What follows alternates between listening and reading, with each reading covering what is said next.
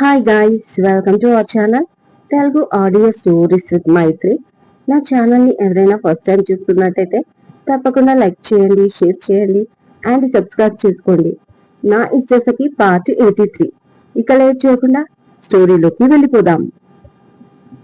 ఇషిక ఇతనెవరు, ఎంత ఫ్రీగా పిలుస్తున్నాడు నిన్ను అని అడుగుతుంది సుజిత.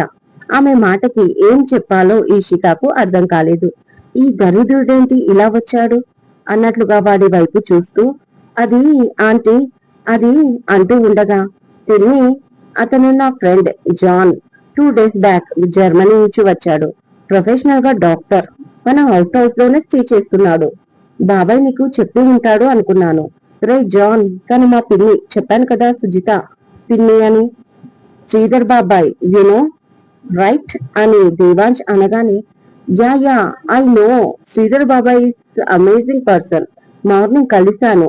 నమస్కారం పిన్ని గారు అంటూ ఎంతో మర్యాద పూర్వకంగా పరిచయం చేసుకుని ఓకేనా అన్నట్లుగా ఈషికాకు సైగ చేశాడు జాన్ అబ్రహం. ఈషిక వల్లు మండిపోయింది. జగబ వీడు వీడి సైగలు ఎవరైనా చూస్తే నా గురించి ఏమనుకుంటారు?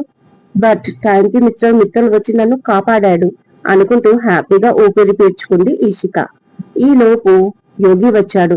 ఎవరు దేవా, నీ ఫ్రెండా? ఇదివరకెప్పుడు చూడలేదే అని దేవాష్ని అడుగుతూ. అంతే, అప్పటి వరకు నార్మల్ గా కొట్టుకున్న ఈషిక గుండె మరొకసారి స్పీడ్ ఎక్కింది. దేవాంశ్ ఆయనకి కూడా సుజితకి చెప్పినట్లే సేమ్ డైలాగ్ చెప్పాడు. బట్ ఈ లోపు జాన్ ఈషిక దగ్గరికి వచ్చి, ఎందుకు ప్రతి ఒక్కరికి అబద్ధం చెప్తున్నాడు మిస్టర్ మిత్తల్? మన ప్రేమ ప్రపంచానికి తెలియకూడదా? ఇంకెన్ని రోజులు దాచిపెడదాం ఇష్యూ? ఎవరైనా అడిగితే నేను మాత్రం అబద్ధం చెప్పను అంటూ ఉండగా, ఈషిక మీరందరూ ఇక్కడేం చేస్తున్నారు? డిన్నర్ చేయండి, లేట్ అయింది కదా అంటూ వచ్చి జాన్ని చూసిన వసుంధరాదేవి ఇతనెవరు అని అడిగేసింది. దాంతో ఉత్సాహంగా ఆమె వైపు కదిలాడు జాన్ అబ్రహం. వాడి ఇంటెన్షన్ అర్థం చేసుకున్న ఇషిక వెంటనే దేవాంశి దగ్గరికి పరుగున వెళ్లి, ఉన్న నిజం చెప్పేశాడంట, మీరు కాస్త కవర్ చేయొచ్చు కదా అని కోపంగా అడుగుతుంది. ఈ లోపు వాడు వసుంధరాదేవి కాళ్ళకి దండం పెట్టడం చూసి ఈషిక గుండె జారిపోయింది. ప్లీజ్ మిస్టర్ మిత్తల్, మిమ్మల్ని అడుగుతున్నాను, వినిపించడం లేదా? వాడిని ఆపండి, లేకపోతే వాడు లేనిపోనివి నా పైన చెప్పేస్తాడు చాలా కోపంగా అరుస్తూ అంది ఈషిక. ఈషిక, నువ్వు రిక్వెస్ట్ చేస్తున్నావా?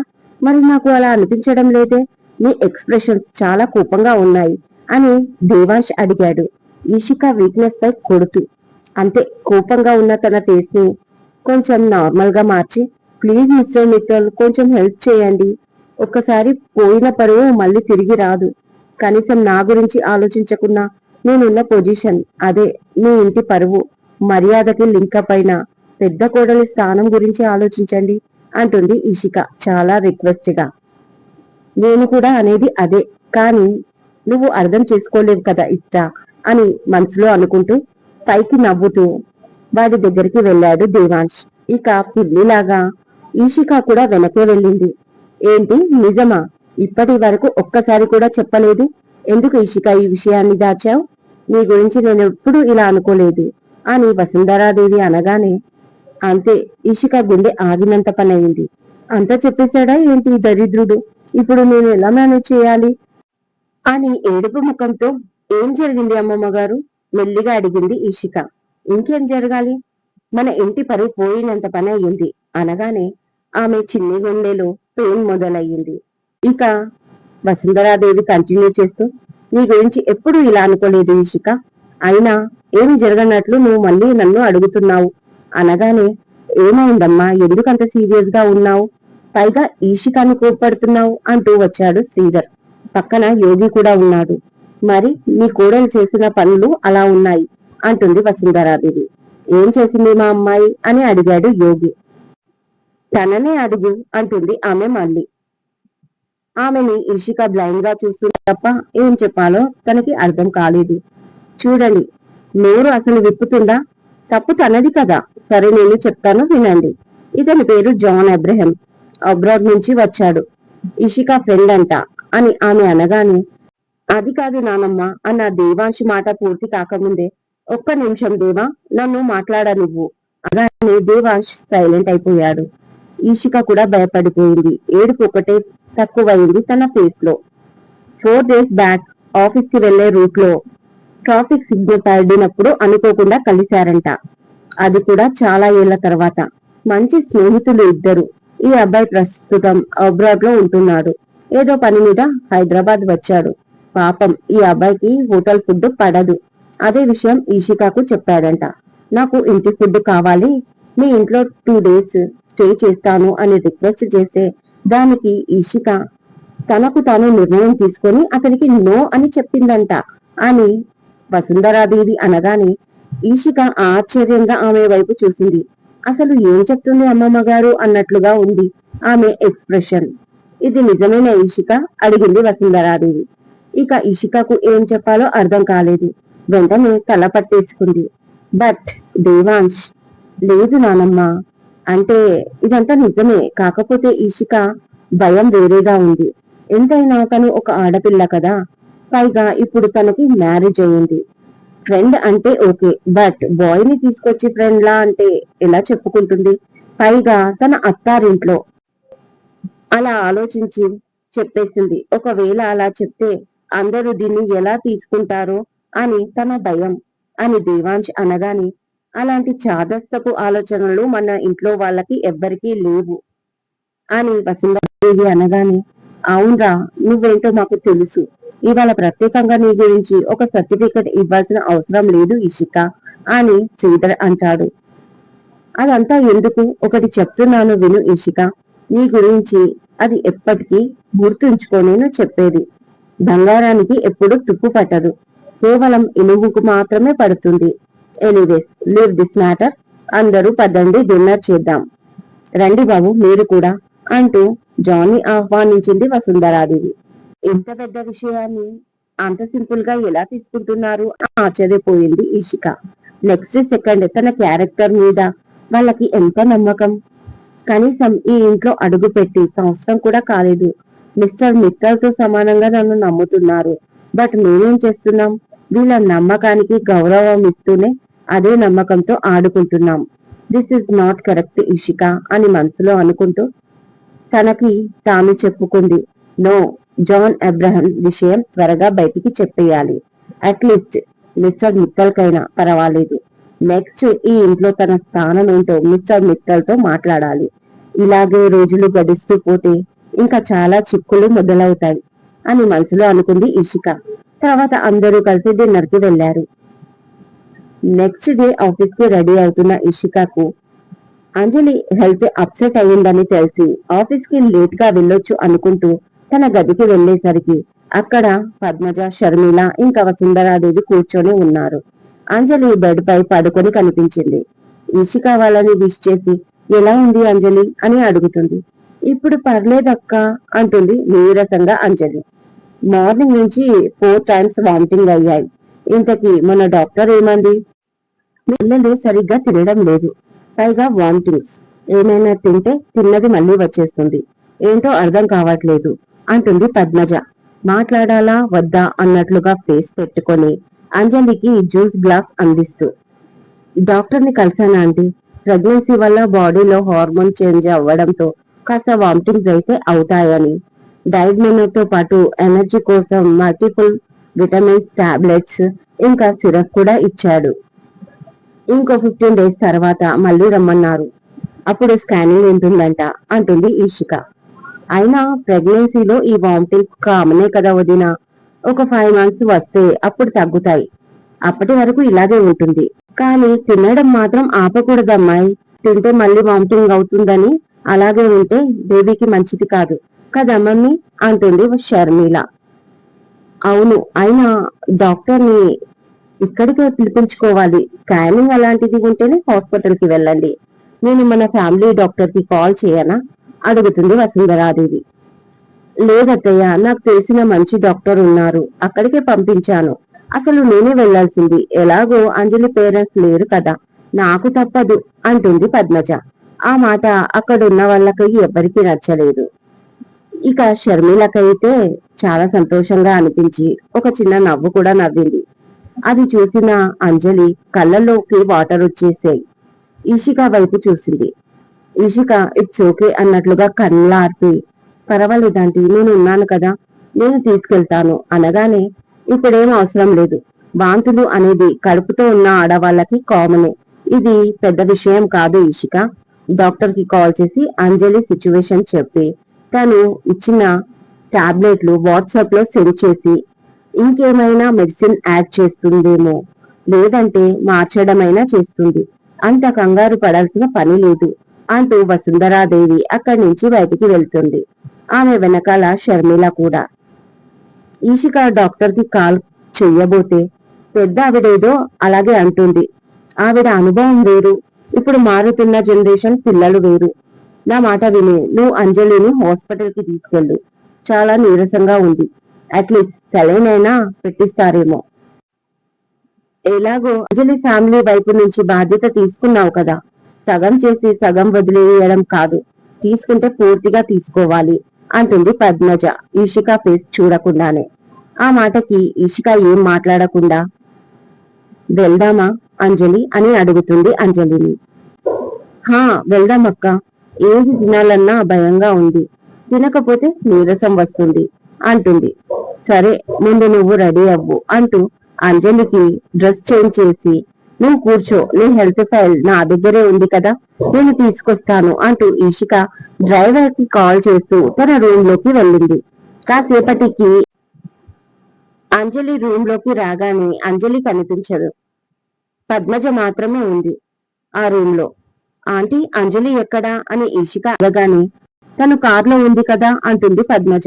అవునా అనుకుంటూ ఈషిక బయటికి వెళ్ళబోతూ ఉండగా ఇదిగో అమ్మాయి, తను మెయిన్ గేట్ వైపు లేదు, మెన్షన్ కి సెకండ్ గేట్ వైపు ఉంది అంటుంది పద్మజ.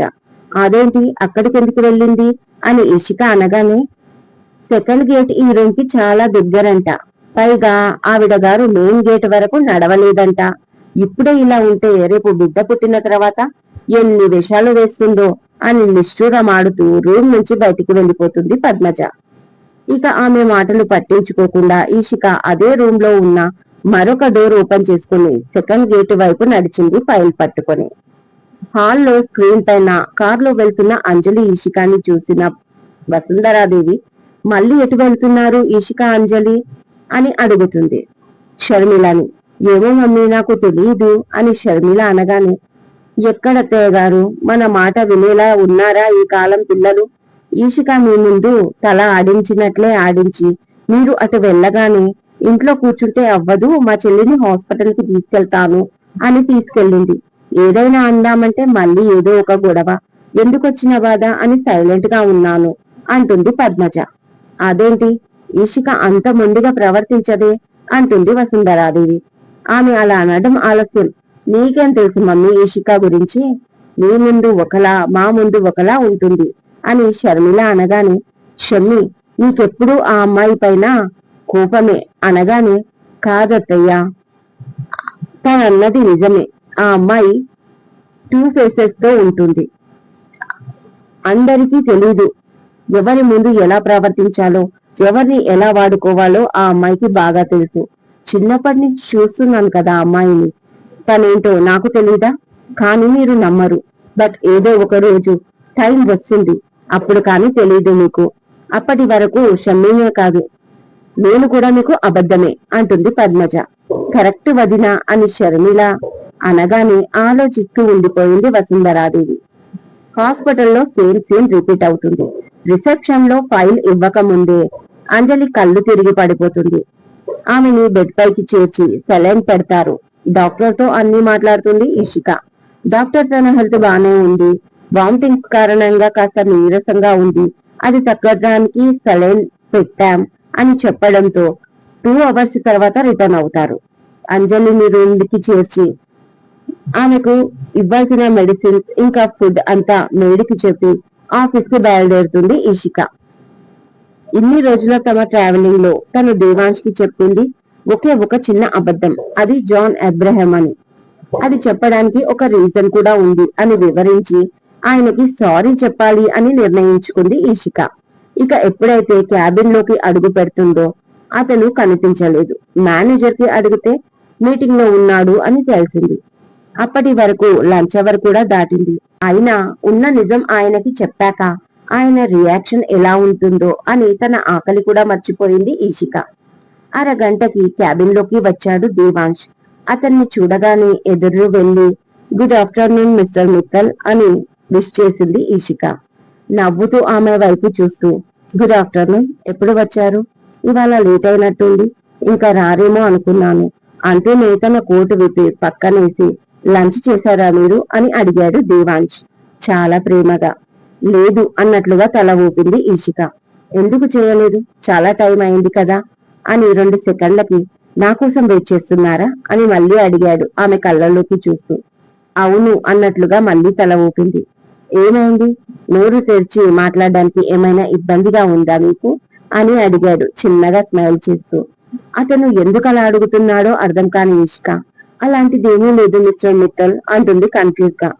మరి అన్నిటికీ తల సమాధానం చెప్తున్నారు ఆ డాల్ లాగా అంటూ టేబుల్ పైన చూపించాడు. అక్కడ చూస్తే కూర్చొని భంగిమలో ఉన్న ఒక కొండపల్లి బొమ్మ. అది అందంగా తల ఊపుతుంటే దాని చెవులకు ఉన్న గెంటీలు కూడా అందంగా ఊగుతున్నాయి. అది చూసిన వెంటనే దేవాంశ్ వైపు కోపంగా చూసింది ఈషిక. ఇక దేవాంశ్ నవ్వుతూ ఆల్ రైట్ రండి, ఇద్దరం కలిసి లంచ్ చేద్దాం, నాకు చాలా ఆకలిగా ఉంది ఇవాళ అంటూ వాష్రూమ్ వైపు వెళ్తాడు. అతని ఆకలి గురించి మాట్లాడగానే ఆమె కోపం ఎటో ఎగిరిపోయింది. వెంటనే మీరు ఫ్రెష్ అప్ అవ్వండి మిస్టర్ మిత్తల్, నేను బాయ్ కి చెప్తాను ఫుడ్ తీసుకురమ్మని అంటూనే ఇషిక కాల్ చేసింది. 2 నిమిషాలకి వాళ్ళకి ఫుడ్ వచ్చేసింది. దేవాంశ్ రాగానే ప్లేట్ సర్వ్ చేస్తుంది ఇషిక. మరి మీకు అని అడిగాడు తను సైలెంట్ గా నిలబడేసరికి. కానీ ఆమెకు భయం పట్టుకుంది, ఉన్న నిజం చెప్తే అతను ఎలా రియాక్ట్ అవుతాడో అని. ఇక తనకు ఆకలి ఎలా అవుతుంది? ఇషిక మీతోనే మాట్లాడుతున్నాను, తినండి అన్నాడు మళ్ళీ దేవాంశ్. తింటాను, కానీ నీకు ఒక ముఖ్యమైన విషయం చెప్పడానికి వచ్చాను అని ఇషిక అనగానే చెప్పండి ఏంటి విషయం అడిగాడు దేవాంశ్. చెప్తాను, కానీ మీరు తిన్నాక చెప్తాను, మళ్ళీ ఇప్పుడే చెప్తే నీకు కోపం వస్తుంది అంటుంది ఇషిక. ఇవాళ నేను చాలా మంచి మూడ్ లో ఉన్నాను. ఒక మంచి ప్రాజెక్ట్ 300 crores ప్రాజెక్ట్ మన చేతికి వచ్చింది. You know that. ఇందాక అదే మీటింగ్ ఫారెన్ డెలిగేట్స్ బాగా సక్సెస్ అయింది. సో నాకు ఇవాళ కోపం రాదు, కాబట్టి నువ్వు ఏ విషయం అడిగినా నేను పెద్దగా రియాక్ట్ అవ్వను అన్నాడు దేవాంశ్. పెద్ద ప్రాజెక్టు వచ్చిందనేసరికి ఈషికాకు కూడా చాలా హ్యాపీ అనిపించింది. వెంటనే అతనికి కంగ్రాచులేషన్స్ అని చెప్పి అయినా కూడా నీ మూడ్ ని స్పాయిల్ చేయడం నాకు ఇష్టం లేదు అంటుంది ఈషిక. పర్లేదు ఈషిక, నేను ఏదైనా మంచి మూడ్ లో ఉన్నప్పుడు లేదా ఏదైనా ఒక్కసారి డిసైడ్ అయితే దానికి కట్టుబడి ఉంటాను. నిజం చెప్తున్నాను, మీరు ఏ విషయం చెప్పినా నేను పెద్దగా నెగిటివ్ గా రియాక్ట్ అవ్వను అన్నాడు దేవాంశ్ తింటూ. అయినా నాకు భయంగా ఉంది అంటుంది ఈషిక. అలా అయితే నాతో కలిసి తినొచ్చు కదా అన్నాడు. నీకు ఈ విషయం చెప్పే వరకు నేను తినలేను అంటుంది ఆమె మళ్ళీ. అదేంటి అడిగాడు దేవాంశ్. మరి కడుపులో భయం ఉంటే ఫుడ్ ఎలా లోపలికి వెళ్తుంది అనగానే ఆల్ రైట్, ముందు మీ కడుపులో ఉన్నది మొత్తం కక్కేయండి, ఆ తర్వాత హ్యాపీగా ఫుడ్ తినొచ్చు అన్నాడు దేవాంశ్. దాంతో కాస్త ధైర్యం వచ్చింది. నిజంగా చెప్తాను, కానీ 2 కండిషన్స్. అందులో మొదటిది, నేను మీకు చెప్పాక మీకు కోపం వచ్చినా మీరు ఫుడ్ మీద నుంచి లేచి వెళ్ళిపోకూడదు. ఫస్ట్ కండిషన్ కి మీరు ఓకే అయితేనే నెక్స్ట్ కండిషన్ కూడా చెప్తా, లేకపోతే ఏది చెప్పను అంటుంది ఈషిక. దేవాంశ్ దానికి నవ్వుతూ ఓకే ఓకే చెప్పు, ఏంటి సెకండ్ కండిషన్ అన్నాడు. దాంతో అమ్మయ్య అనుకుంటూ ఉన్న నిజం మీకు చెప్పాక మీకు కోపం రావడం కామనే. ఆ కోపం కేవలం నాపైనే చూపించండి, మా తమ్ముడి ట్రీట్మెంట్ విషయంలో మాత్రం చూపించకూడదు అనగానే దేవాంశ్ వెంటనే నేను అంత చీప్ గా ఆలోచించను ఈషిక అనబోయాడు. బట్ ఈషిక కంటిన్యూ చేస్తూ నీ త్రో వెళ్తే వాడికి ట్రీట్మెంట్ చేసే డాక్టర్ ఈజీగా కలుస్తున్నాడు, గంటలు గంటలు వెయిట్ చేయాల్సిన అవసరమే లేకుండా పోయింది అంటుంది. ఇక్కడ కూడా తమ్ముడి గురించి ఆలోచిస్తుంది, అసలు ఉన్న విషయం ఏంటో చెప్పకుండా నానొస్తుంది అని దేవాంశ్ మనసులో అనుకుంటూ ఆల్ రైట్, అలాగే ప్రామిస్, ఒకవేళ కోపం వస్తే మీ పైన చూపిస్తాను, ఇప్పుడు మాత్రం సస్పెండ్ లేకుండా స్ట్రేట్ గా పాయింట్ లోకి వచ్చేసి విషయం ఏంటో చెప్పేసి అన్నాడు దేవాంశ్. దాంతో ఆమె అతని ఎదురుగా ఉన్న కుర్చీలో కూర్చొని, నేను మీ ఇంటికి వచ్చినప్పటి నుంచి ఇప్పటి వరకు నేను మీతో ఏ అబద్ధం చెప్పలేను అని చాలాసార్లు మీతో వాదించాను కదా అంటుంది ఇషిక. అవును అన్నట్లుగా తల ఊపాడు తింటూ దేవాంశ్. బట్ అందులో నిజం లేదు.